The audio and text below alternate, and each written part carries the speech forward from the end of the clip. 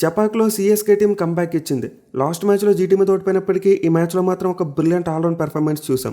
మరీ ముఖ్యంగా ఈ సీజన్లో వరుసగా రెండోసారి ముంబై టీం ఓడించారు. సో ఈ మ్యాచ్ల విజయం అయితే సీఎస్కే టీంకు ఖచ్చితంగా ప్లే ఆఫ్ ఛాన్సెస్ పెంచాయని చెప్పుకోవచ్చు. అంటే ఇప్పుడు వాళ్ళు పాయింట్స్ టేబుల్లో చూసుకుంటే 8 పాయింట్స్తో 6 ప్లేస్కి మూవ్ అయ్యారు. ఇంకా వాళ్ళకి 5 మ్యాచ్లు మిగిలి ఉన్నాయి. అంటే 5 మ్యాచ్లో వాళ్ళకు 4 మ్యాచ్లు గెలిచినా సరే 16 పాయింట్స్ వచ్చేస్తాయి. ఎట్ ది సేమ్ టైం ఈ మ్యాచ్ తర్వాత వాళ్ళ నెట్ రన్ రేట్ కూడా కొంతవరకు పాజిటివ్లోకి వచ్చింది. అంటే ప్లస్ 0.005గా మారింది. సో రైట్ టైంలో సీఎస్కే టీంకి ఒక పర్ఫెక్ట్ విన్ వచ్చిందని చెప్పుకోవచ్చు. ఈ మ్యాచ్లో సంజు శాంసన్ పెర్ఫామ్ చేయలేదు, బట్ అయినా కానీ సీఎస్కే టీం గెలిచింది. అది కూడా చాలా కంఫర్టబుల్గా గెలిచేశారు. మేలు వాళ్ళ కెప్టెన్ రుతురాజ్ గైక్వాడ్ టీంని చాలా మంచిగా లీడ్ చేశాడు. అలాగే చేజింగ్లో ఒక ఎక్సలెంట్ హాఫ్ సెంచరీ కొట్టాడు. వేరేస్ బౌలర్స్ చూసుకుంటే ఈ మ్యాచ్లో ఆల్మోస్ట్ అందరూ కూడా కలిసికట్టుగా రాణించారు. మేలు ముంబై టీంలో లాస్ట్ 10 ఓవర్స్లో నొక్కేయడం చూసాం.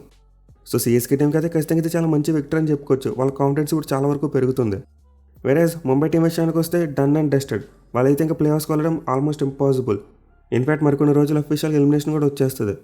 సో ప్రస్తుతానికైతే ఇంకా ముంబై టీంకి 14 పాయింట్స్ సంపాదించే అవకాశం కనిపిస్తుంది.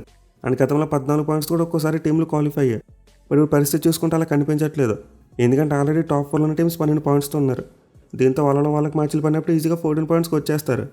అట్ ది సేమ్ టైం ఇప్పుడు 5, 6, 7 పొజిషన్లో ఉన్న టీమ్స్ కూడా చాలా మంచిగా పెర్ఫామ్ చేయడం మొదలుపెట్టాయి.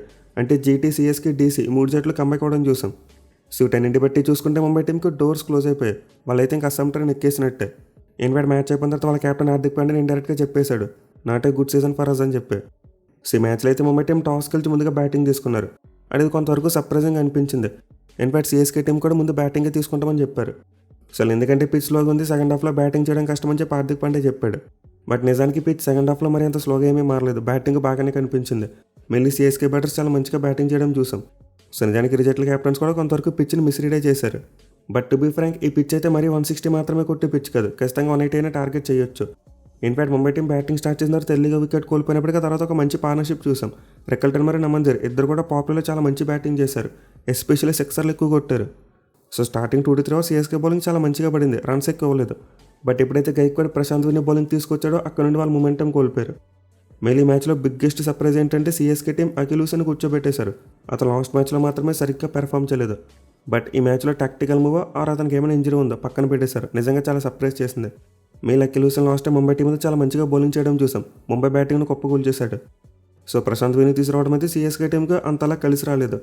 ఇన్ఫాక్ట్ మీరు మ్యాచ్లో సీఎస్కే బౌలింగ్లో చూసుకుంటే అతను ఒక్కడ ఎక్స్పెన్సివ్. మిగతా వాళ్ళందరూ కూడా అండర్ 9 ఎకానమీతో బౌలింగ్ చేశారు. సో స్టార్టింగ్లో ముంబై టీం వికెట్ కోల్పోయినప్పటికీ తర్వాత చాలా మంచి కంబ్యాక్ చూసాం. రెక్కల్టన్ మరియు నమందర్ కలిసి రెండో వికెట్కి 58 పరుగుల పార్ట్నర్షిప్ యాడ్ చేశారు. అది కూడా వీళ్ళిద్దరూ ఓవర్కి ఆల్మోస్ట్ 10 పరుగులు చెప్పున కొట్టుకుంటూ వెళ్ళిపోయారు. అలాగే తర్వాత సూర్య చూసుకున్నా సరే చాలా మంచి బ్యాటింగ్ చేశాడు భయ్య. ఇన్ఫాక్ట్ అతను బ్యాటింగ్ చేసిన తీరు చూస్తే స్కై ఈజ్ బ్యాక్ అన్నట్టు అనిపించింది. But again run of play ఒక మంచి షాట్టే కొట్టాడు. But CSK team field placement ప్రాపర్గా పెట్టడం వల్ల స్కై అవుట్ అయిపోయాడు. సో స్కై బ్యాటింగ్ చేసినంతసేపు ముంబై టీంకి చాలా మంచిగా రన్స్ వచ్చాయి. ఇన్ఫాక్ట్ వాళ్ళు 11 ఓవర్స్ అయ్యేసరికి 100 పరుగులు చేశారు. 3 వికెట్లు మాత్రమే కోల్పోయారు. దీంతో ఈజీగా 200 ఆన్ ది కార్డ్స్ అని అనిపించింది. అంటే నెక్స్ట్ 9 ఓవర్స్గా 100 పరుగులు కొడితే 200 వచ్చేస్తాయి. పోనీ వరస్ట్ కేసు సినారియోలో ఓవర్కి 9 పరుగులు కొట్టినా సరే ఇంకా 80 పరుగులు వస్తాయి. సో 11 ఓవర్ మార్క్ అయ్యేసరికి చూసుకుంటే ముంబై టీం బలంగానే కనిపించింది. బట్ ఆ తర్వాత వాళ్ళు స్ట్రగుల్ అవ్వడం చూసాం. తిలక్ వర్మ వచ్చాడు, టైమింగ్ చేయలేకపోయాడు. 8 బంతులు 5 పరుగులు మాత్రమే చేశాడు. అండ్ దాని వాళ్ళ కెప్టెన్ హార్దిక్ పాండ్యా మరో పూర్ అవుటింగ్, 23 బాల్స్ ఆడితే 18 రన్స్ మాత్రమే కొట్టాడు. సో రియల్లీ వీళ్ళిద్దరు స్ట్రగుల్ ముంబై టీంకి చాలా బ్యాక్ ఫైర్ అయింది. వాళ్ళు లాస్ట్ 9 ఓవర్స్లో కొట్టింది కేవలం 59 పరుగులు మాత్రమే.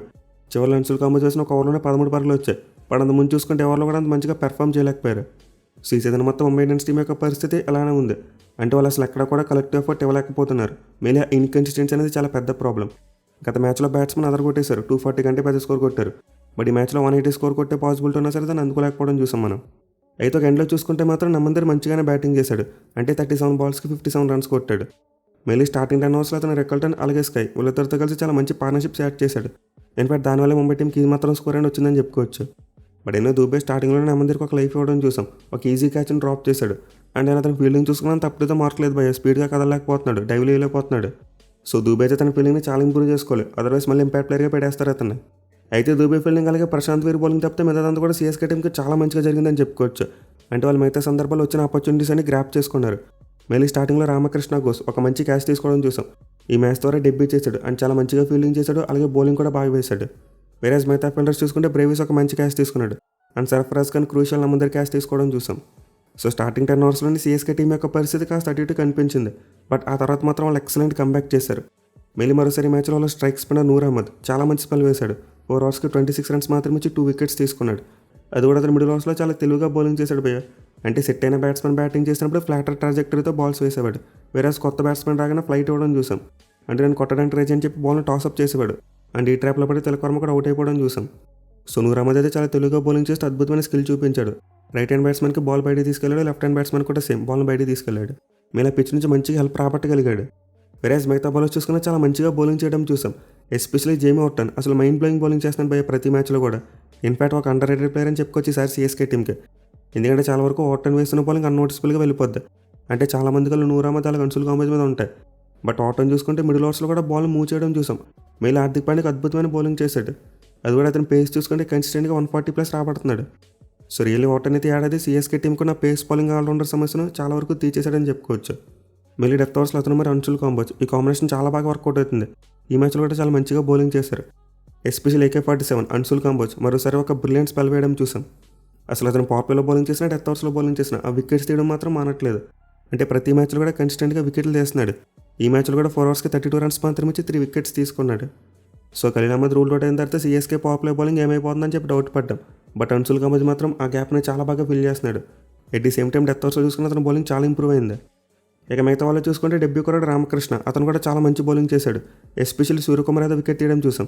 అదైతే చాలా డిసీవింగ్ డెలివరీ, అంటే కొట్టనుకున్నట్టుగా అనిపించింది. బట్ టైం అవుతుంది. ఎందుకంటే రామకృష్ణ సేమ్ యాక్షన్తో బాల్ యొక్క పేస్ని అద్భుతంగా వ్యారీ చేస్తున్నాడు. మీరు అతను ఎఫర్ట్ పెట్టడం క్లియర్గా కనిపిస్తుంది. అంటే బ్యాక్ను బెండ్ చేసి చాలా ఎఫర్ట్ పెట్టి బౌలింగ్ చేశాడు.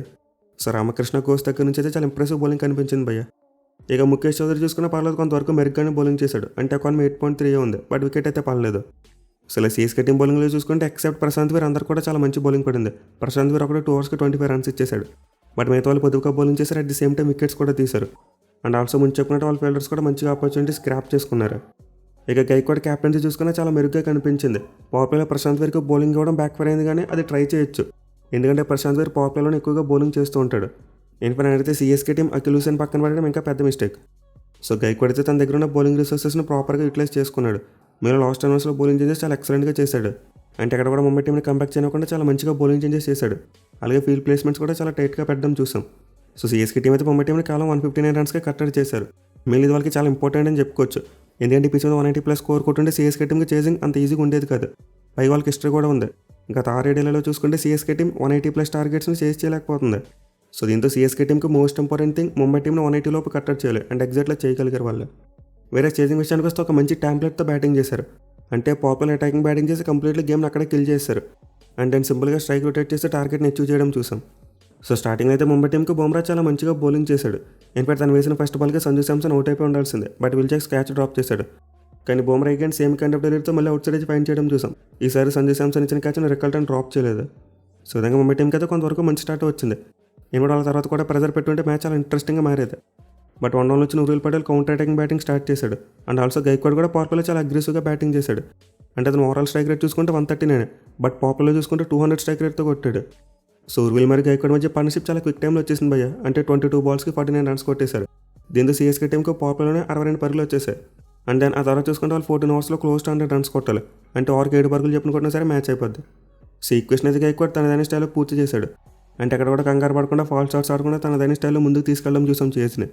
మళ్ళీ సిఎస్కే టీం నెంబర్ 4లో యంగ్స్టర్ని తీసుకొచ్చారు. కార్తిక్ శర్మని ఇంపాక్ట్ ప్లేయర్గా ఆడించారు. అండ్ ఇదైతే ఒక బిగ్ కాల్ అని చెప్పుకోవచ్చు. ఎందుకంటే వాళ్ళు సర్ఫరాజ్ ఖాన్ పక్కన పెట్టేశారు. బట్ ఎనివే కార్తిక్ శర్మ ఈ మ్యాచ్లో తనకు వచ్చిన ఆపర్చునిటీని చాలా ఎక్సలెంట్గా యూటిలైజ్ చేసుకున్నాడు. అతనికి ఎక్కడ కూడా చేతిలో స్కోర్ బోర్డ్ ప్రెజర్ లేదు. అండ్ అదనంలో చూసుకుంటే వాళ్ళ కెప్టెన్ రుతురాజ్ గారు కూడా బ్యాటింగ్ చేస్తున్నాడు. దీంతో కార్తిక్ శర్మ టైం తీసుకుని తన ఇన్నింగ్స్ని బిల్డ్ చేసుకోవచ్చు. అండ్ ఎగ్జాక్ట్లీ అదే చేశాడు. ఎక్కడ కూడా కంగారు పడకుండా తన కంఫర్ట్ జోన్లో చాలా మంచిగా బ్యాటింగ్ చేసుకుంటూ వెళ్ళిపోయాడు. అండ్ గైక్వాడ్ చూసుకుని ఏ పాయింట్ ఆఫ్ టైంలో కూడా ఎంఐ టీంని కంబ్యాక్ చేయలేదు. మెయిన్లీ స్పిన్ చాలా బాగా ఆడాడు. సో పిచ్ మీద అయితే స్పిన్నర్స్కి చాలా మంచి హెల్ప్ లభించింది. గజన్ఫర్ చాలా మంచిగా బౌలింగ్ చేశాడు. అలాగే ముంబై టీం రఘు శర్మని ఇంపాక్ట్ ప్లేయర్గా తీసుకొచ్చారు. అతను కూడా మెరుగ్గానే బౌలింగ్ చేశాడు. అయితే పేసర్స్ విషయానికి వస్తే మాత్రం బొమ్మర తప్పితే మిగతా వాళ్ళందరూ రన్స్కి వెళ్ళిపోవడం చూసాం. Mainly popular Hardik Pandya Chris భగత్కి బౌలింగ్ అవ్వడం కొంతవరకు బ్యాక్ పెరిందని చెప్పుకోవచ్చు. అంటే ఓవర్లు ఉర్విల్ పటేల్ అటాక్ చేసి కొట్టాడు అతన్ని. సో క్రిస్ భగత్ దగ్గర అంత ఎక్కువ పేస్ ఉండదు. అతను ఎక్కువగా మిడిల్ ఓవర్స్లో బౌలింగ్ చేసే బౌలర్. బట్ హార్దిక్ పాండ్యా అతనికి పవర్ ప్లేలో బౌలింగ్ ఇచ్చాడు. అయితే 160 స్కోర్ని పిచ్ మీద డిఫెండ్ చేసుకోవడం చాలా కష్టం. వాళ్ళు కనీసం 180 అయినా కొట్టు ఉండాల్సిందే. అంటే ఇక్కడ మన ముంబై టీం యొక్క బౌలింగ్ని బ్లేమ్ చేసే కంటే ముంబై టీం యొక్క బ్యాటింగ్ని బ్లేమ్ చేయాలి. సరిగ్గా ఆడలేకపోయారు. ఆ లాస్ట్ ఓవర్స్లో కూడా మంచిగా బ్యాటింగ్ చేసి 180+ స్కోర్ కొట్టుంటే ఖచ్చితంగా ఈ మ్యాచ్ ముంబై టీం గెలిచి ఉండేదేమో. ఎందుకంటే రిక్వైర్డ్ అనేది 8 ఉన్నప్పుడు ఒకలా బ్యాటింగ్ చేస్తారు, 9 ఉన్నప్పుడు ఒకలా బ్యాటింగ్ చేస్తారు opponent team. So Mumbai team అయితే ఖచ్చితంగా బ్యాటింగ్లో ఒక 25 రన్స్ షార్ట్ అని చెప్పుకోవచ్చు. అందువల్ల మ్యాచ్ ఓడిపోయారు. ఇక పాయింట్స్ టేబుల్ విషయానికి వస్తే మనం ముందే చెప్పుకున్నాం. సిఎస్కే టీం కూడా కొంతవరకు మెరుగైన పొజిషన్లో కనిపిస్తున్నారు. వేరేజ్ ముంబై టీం మాత్రం డన్ అండ్ డస్టెడ్, చాలా వరకు ఎలిమినేట్ అయిపోయినట్టే. ఇక క్యాప్స్ విషయానికి వస్తే అలాంటి మార్పు లేదు. ఆరెంజ్ క్యాప్ కేఎల్ రాహుల్ దగ్గర ఉంది, 433 రన్స్తో టాప్లో ఉన్నాడు. వేరే పర్పుల్ క్యాప్ చూసుకున్నా సరే భూవీ దగ్గర ఉంది. బట్ అన్సుల్ కాంబోజ్ భూవీని ఈక్వల్ చేయడం చూసాం. అంటే అతను కూడా 17 వికెట్స్కి వచ్చేసాడు. బట్ ఎకానమీ భూవీది బెటర్గా ఉంది. సో సిఎస్కే టీం అయితే మెల్లగా విన్నింగ్ మూమెంటంని కంటిన్యూ చేయాలి. ఎందుకంటే వాళ్ళు ప్లే ఆఫ్స్కి వెళ్ళాలంటే నెక్స్ట్ 5 మ్యాచ్లో 4 విక్టరీస్ కావాలి. దీనివల్ల కన్సిస్టెన్సీని కంటిన్యూ చేస్తే ప్లే ఆఫ్స్కి వెళ్ళేందుకు ఛాన్స్ ఉంటుంది. చూడాలి మరి సిఎస్కే టీం ఈ మూమెంటంని క్యారీ చేస్తారా లేదా అనేది. Thank you for watching. Have a nice day.